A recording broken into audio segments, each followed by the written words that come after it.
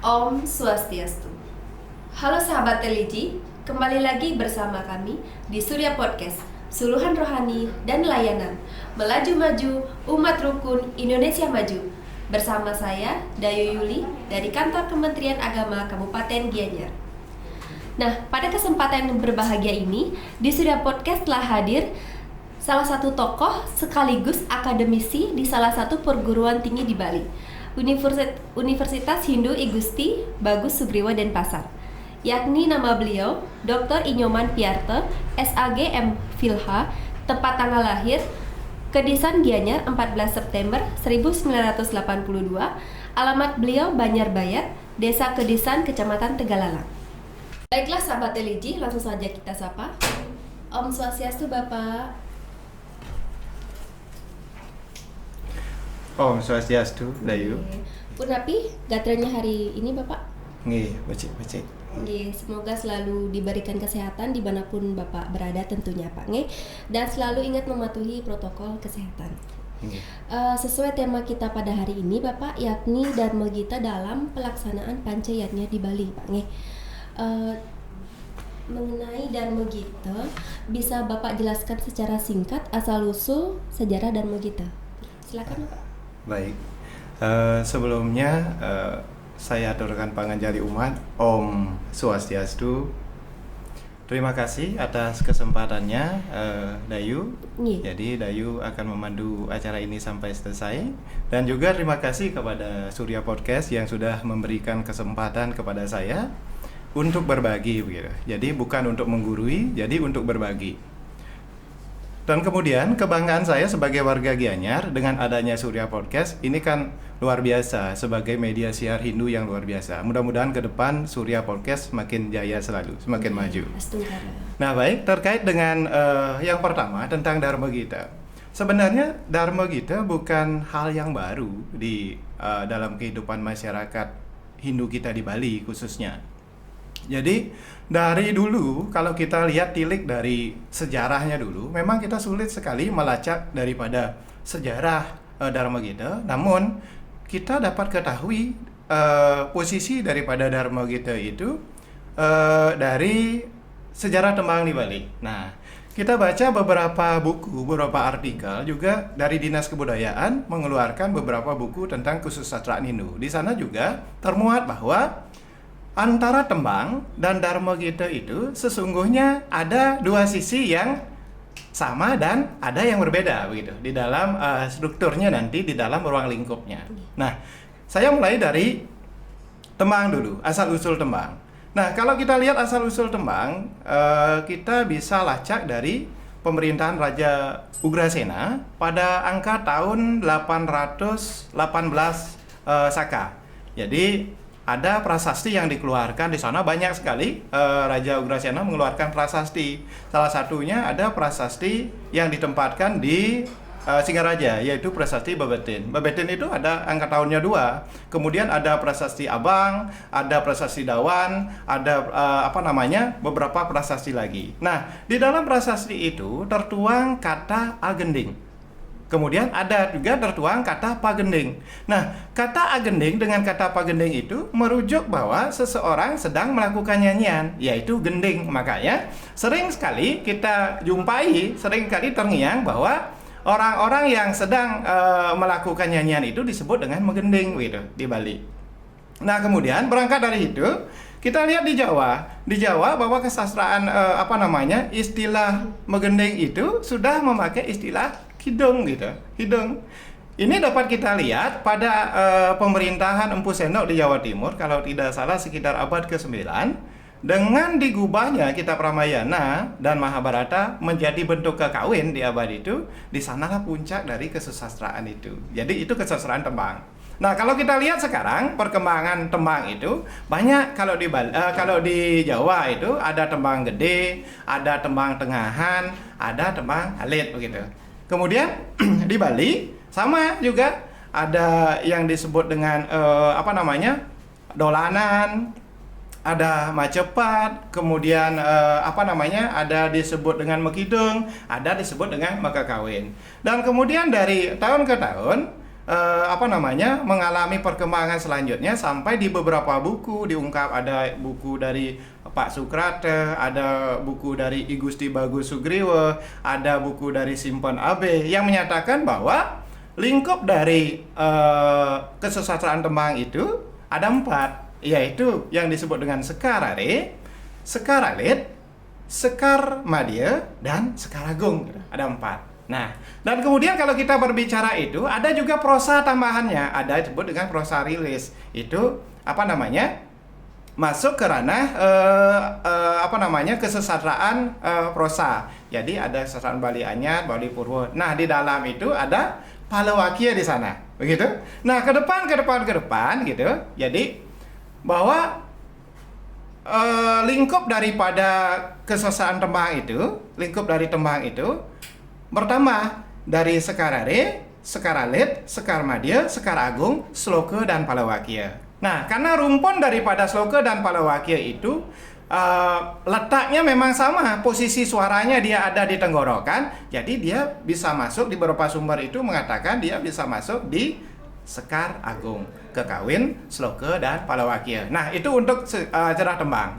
Dan kemudian sekarang kita masuk ke Dharma Gita. Kapan sih Dharma Gita digunakan? Nah, saya singkat saja bahwa saya baca bukunya, beberapa buku, terutama dari buku I Gusti Bagus Sugriwo, Pak Gede Sura, dan lain sebagainya, pakar-pakar daripada kesusastraan Bali dan Dharma Gita tentunya, bahwa cikal bakal Dharma Gita itu karena memang ada unsur ingin melestarikan kesusastraan tembang itu, ya. Jadi dilestarikan dengan diadakan lombanya itu juga tingkat desa, kemudian tingkat kecamatan, kemudian tingkat kantor-kantor, ke sekolah-sekolah. Hingga tahun 1979 dibentuklah kata Utsawa Dharma Gita. Jadi sebagai media, jadi sebagai wadah, jadi kesusastraan tembang itu yang nanti untuk media siar dalam bentuk Dharma Gita gitu. Oke. Nah, kemudian antara lingkup tembang dan lingkup Dharma Gita itu kayaknya berbeda. Yang menyebabkan apa? Jadi Dharma Gita itu yang sering-sering dilombakan gitu, intinya adalah Sekaralit, utamanya adalah macepat, yang sering disebut macepat. Ada sinom, ada pangkur, pupo pucung, ada ginade, ada dandang, dan lain sebagainya yang jumlahnya ada 10. Dan kemudian ada yang disebut dengan Sekar Madya. Sekar Madya ini ke kidung, ya, ada kidung. Jadi kidung pancayatnya itu ada di sana, itu yang sering dilombakan. Dan juga di dalam Sekaragung. Sekaragung itu ada Kekawin, Sloka, dan Palawakia. Jadi Dharma Gita itu adalah wadah merujuk kepada Utsawa Dharma Gita. Nah, mungkin itu dulu yang dapat saya sampaikan. Nah, sekarang kedudukannya seperti apa? Kayak begitu. Kalau kita lihat Dharma Gita itu kalau kita cari di dalam Weda, sesungguhnya itu tidak terlihat. Namun di dalam Weda itu ada pembagian Sruti, Semerti. Di dalam Semerti itu ada Upanga Weda, ada Wedanga, ada Upaweda. Kalau tidak salah di dalam Wedanga itu ada disebut dengan 6 keilmuan. Yang Siksa, Wyakarana, Jyotisa, salah satunya Canda ada. Nah, Canda yang dimaksud bukan bercanda-canda, bukan bermain-main, bukan. Canda itu adalah lagu, irama. Jadi wadah daripada Dharma Gita sudah ada di sana, di dalam kodifikasi Weda. Dan kemudian kalau kita lihat lagi di yang lainnya ada di di Upanga Weda gitu, Upanga Weda. Ada di rumpun yang terakhir yaitu di dalam Natya Sastra. Jadi Natya Sastra itu adalah lontar-lontar teks tentang kesenian. Jadi seni apapun ada di sana. Salah satu yang menonjol adalah sadrasanya. Jadi ilmu tentang rasanya, rasa-rasa di dalam menghayati sebuah karya seni. Nah, mungkin itu yang dapat saya sampaikan tentang sedikit Dharma Gita dan tembang di Bali. Nggih, itu semua Dayu. Terkait pertanyaan yang kedua nih Pak. Kenapa di setiap upacara atau pancayatnya nih selalu diiringi Dharma Gita? Silakan. baik. Setiap upacara diiringi Dharma Gita. Iya. Saya akan coba menjawab. Mudah-mudahan apa yang saya sampaikan tidak keliru, begitu. Iya. Nah, jadi Dharma Gita, kalau kita lihat tilik dari asal katanya kan dari dua urat kata dari bahasa Sanskerta, Dharma dan Gita. Jadi Dharma itu artinya luas, bukan berarti kebaikan saja. Dharma bisa berarti kebaikan, bisa berarti norma, bisa berarti aturan, bisa berarti adat istiadat, tingkah laku yang baik, moral yang baik, kesopanan, dan lain sebagainya. Banyak sekali. Jadi arti daripada Dharma. Dan kemudian Gita artinya lagu. Lagu atau nyanyian. Nah, karena di sini kebanyakan di dalam agama Hindu Dharma Gita sering dipakai untuk mengiringi upacara keagamaan. Nah, makanya Dharma Gita adalah nyanyian-nyanyian suci atau nyanyian-nyanyian kebenaran yang dipakai untuk mengiringi upacara keagamaan. Itu dulu. Nah, mungkin apa saja yang biasanya dipakai untuk mengiringi upacara keagamaan? Itu banyak sesungguhnya. Dari rumpun Dharma Gita itu hampir semua bisa dipakai itu. Termasuk juga sekarare, karena di dalamnya juga ada sangyang gitu. Jadi ada tembang sangyang di sana. Jadi ada memang beberapa daerah itu mempunyai kesenian-kesenian sakral. Nah, kesenian sakral itu kan lingkupnya ruang dan waktu. Jadi harus dipentaskan pada waktu tertentu dan melibatkan sesuatu yang disucikan, kesenian sakral itu. Dan kemudian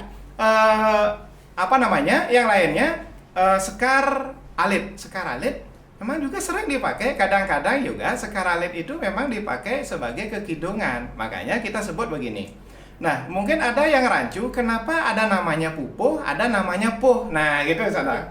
Itu bukan salah ketik atau salah tulis, bukan. Itu adalah metrum adalah metrum ketika Macepat itu, sekar alit itu misalnya puh adri, ya.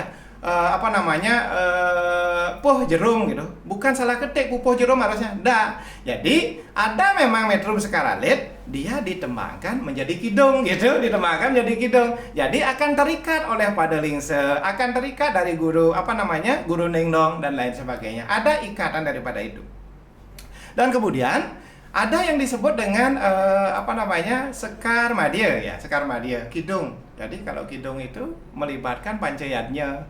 Yang sering dipakai adalah dewayatnya yang sering dipakai. Purnama, tilam, kajang klion, kemudian tumpak, dan lain sebagainya. Setiap hari-hari suci itu, hari suci agama Hindu itu dipakai gitu.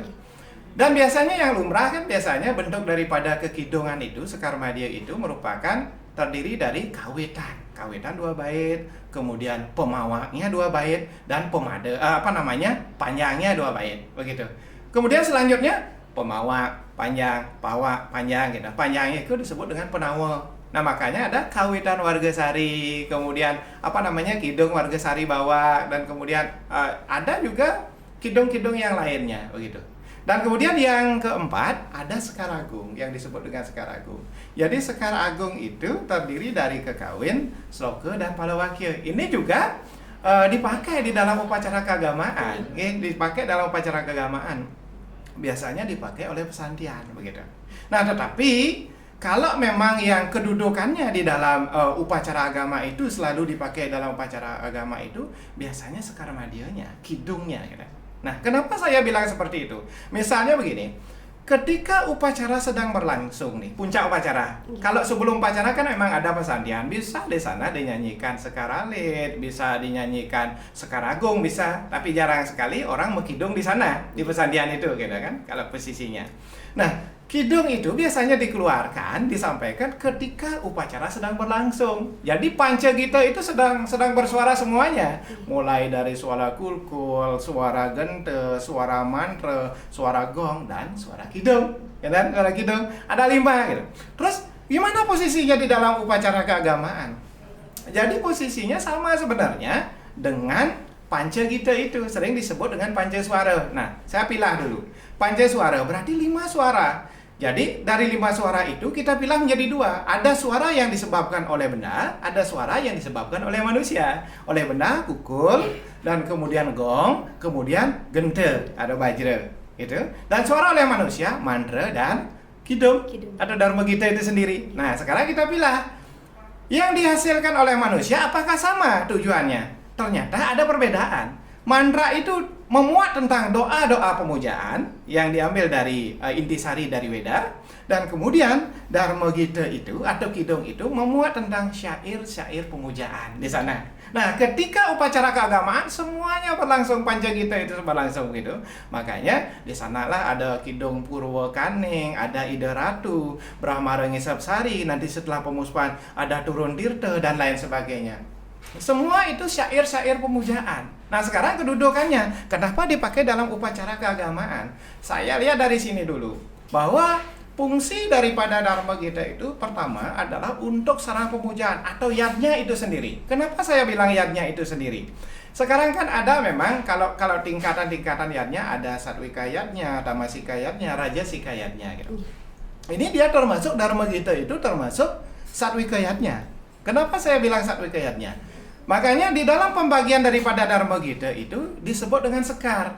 Ada sekar are, ada sekar alit, ada sekar madya, ada sekar agung. Kenapa disebut sekar? Karena memang ini Satwika yadnya. Diumpamakan kidung itu, kekawin itu, Dharma Gita itu adalah sebuah bunga, sekuntum bunga. Sama halnya dengan mempersembahkan banten, mempersembahkan canang. Jadi apa? Bunga-bunga apa? Bunga-bunga hati. Bunga-bunga keikhlasan begitu, bunga-bunga itu. Dan kemudian bunga juga lambang dari Dewa Kama. Dewa Kama bukan berarti nafsu, jadi adalah dewa keindahan, ya, keindahan. Karena ini adalah bahasa Kawi, jadi bahasanya kiasan, bahasa para pujangga. Jadi kalau kita kiaskan supaya hati dari penikmatnya termasuk Tuhan itu sendiri menjadi berbunga-bunga. Nah, barangkali kedudukannya sama dengan yadnya di Bali, dengan kedudukan dari kalau kita bagi catur marga yoga, jadi 4 jalan menuju Tuhan, ada bakti marga yoga, karma marga yoga, jnana marga yoga, raja marga yoga. Jadi tingkatan itu masih juga mempengaruhi dalam sebuah persembahan. Mungkin seperti itu yang bisa saya sampaikan, Dayu. Suksema, mengenai pertanyaan yang ketiga nih Bapak, apa eksistensi Dharma Gita di kalangan kaum umum milenial nih? Kaum umum milenial. Yes, jadi kalau kita sebut milenial di era sekarang biasanya kan anak-anak muda gitu, anak-anak muda. Jadi sebenarnya kalau kita bicara eksistensi, jadi keberadaan, kedudukan, seberapa eksis si Dharma Gita itu, dia rasa untuk perkembangan sekarang lumayan eksis.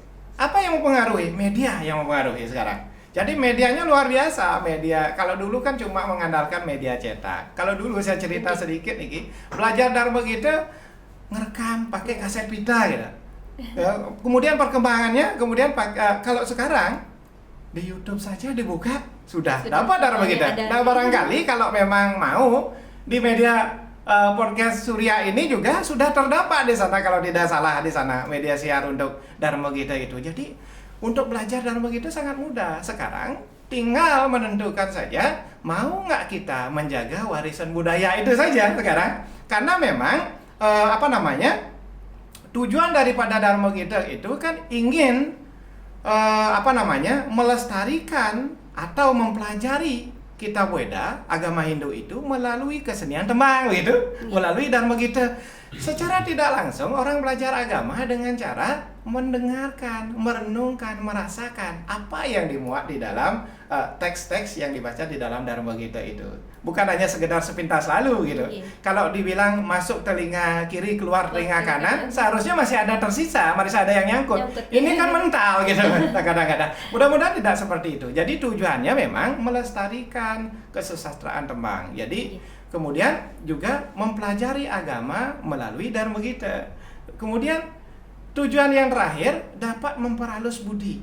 Jadi kalau memang kita rasakan Dharma Gita itu kan di sana ada wirama, wiraga, wirasa. Wiraganya boleh gerak tubuh, gestur dan lain sebagainya. Tetapi wirasanya harus dihayati, begitu?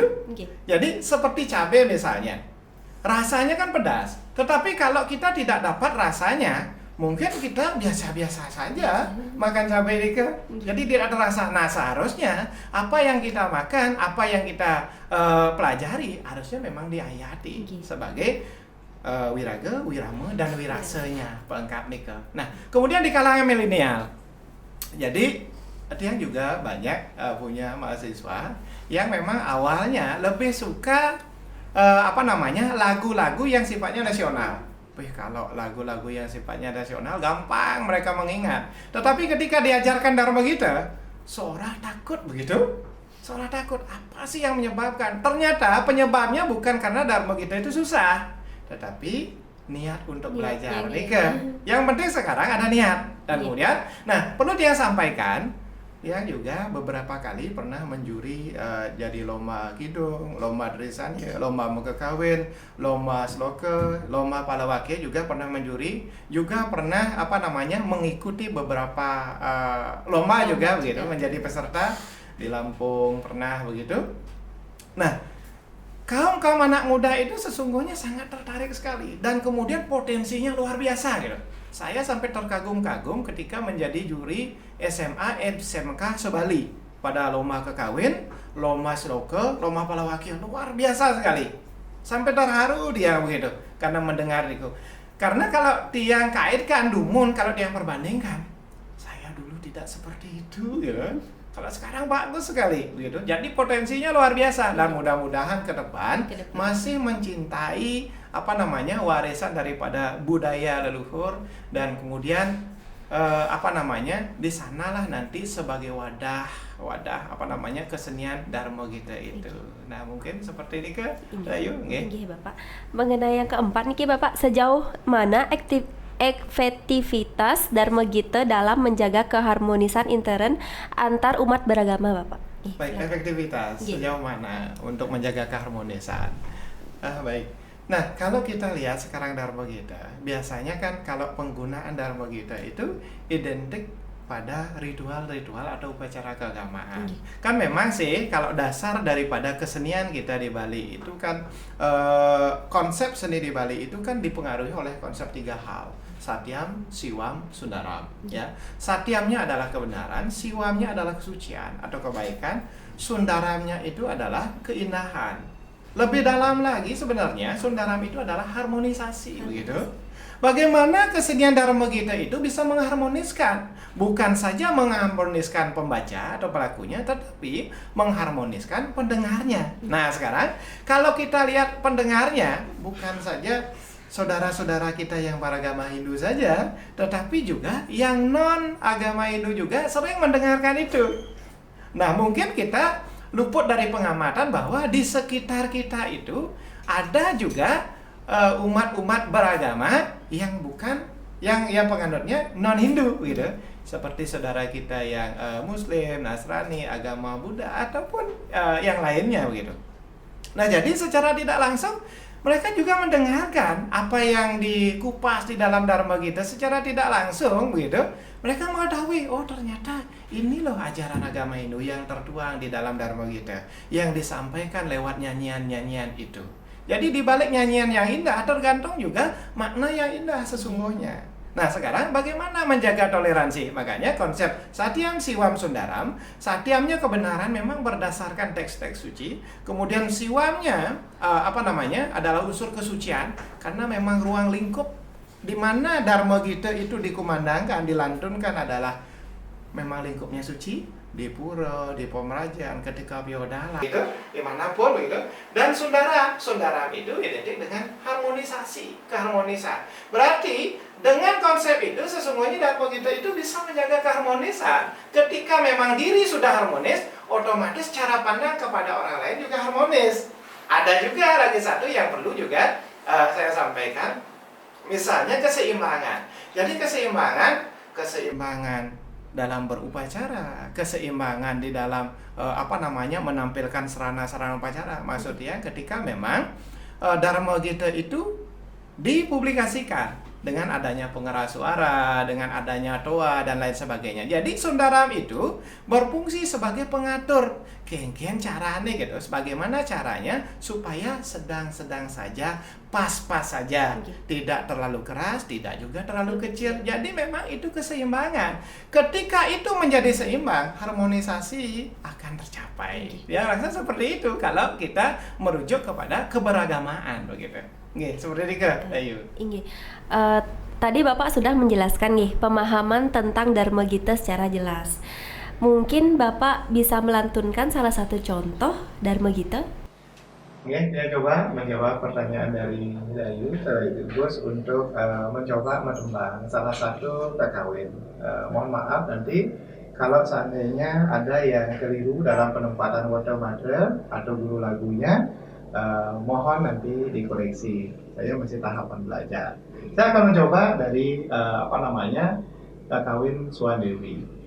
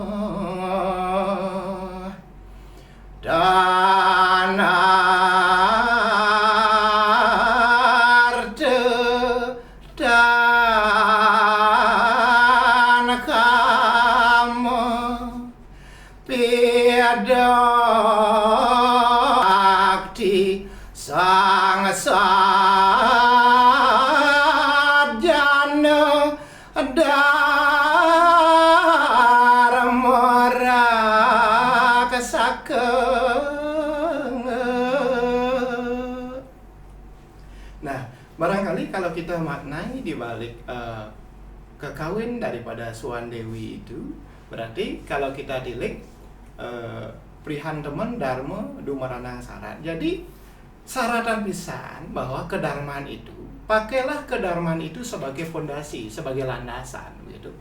Jadi seperti tingkah laku seorang sadhu. Orang sadhu itu adalah orang suci. Tan arta tan kama, bukan juga harta, bukan juga hawa nafsu, ya. Tan yasa bukan saja ngerti gitu. Pidonio tan yasa pidonio ya sakti sangsat jana dharma raksaka. Jadi memang kedarmaan itu dipakai pondasi dalam beraktivitas untuk kehidupan kita dalam beragama. Jadi akhir kata di dalam podcast Surya Podcast ini saya sampaikan bahwa Kidong tadi mengisyaratkan bahwa ada keberagamaan. Jadi ada aneka ragam agama yang memang ada di dalam di Indonesia begitu. Jadi tidak hanya satu agama. Jadi di sana perlulah nanti dharma itu sebagai dasar di dalam kita menjalani kehidupan. Ingat nanti sundaram. Sundaram artinya keharmonisan menuju kebahagiaan. Nah, mungkin ke closing statement dari Tiang. Akhir kata dia aturkan para Santi. Om Santi, Santi, Santi. Oke.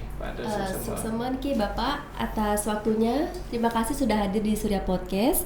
Semoga di lain waktu kita bisa bertemu lagi dengan tema yang berbeda tentunya Bapak nggih. Baik, terima kasih. Sukses semua Bapak nggih. Demikianlah sahabat Religi, perbincangan bersama Bapak Dr. Inyoman Piarte, SAG MPhilH, selaku akademisi di salah satu perguruan tinggi di Bali. Akhir kata kami tutup dengan Parama Santi.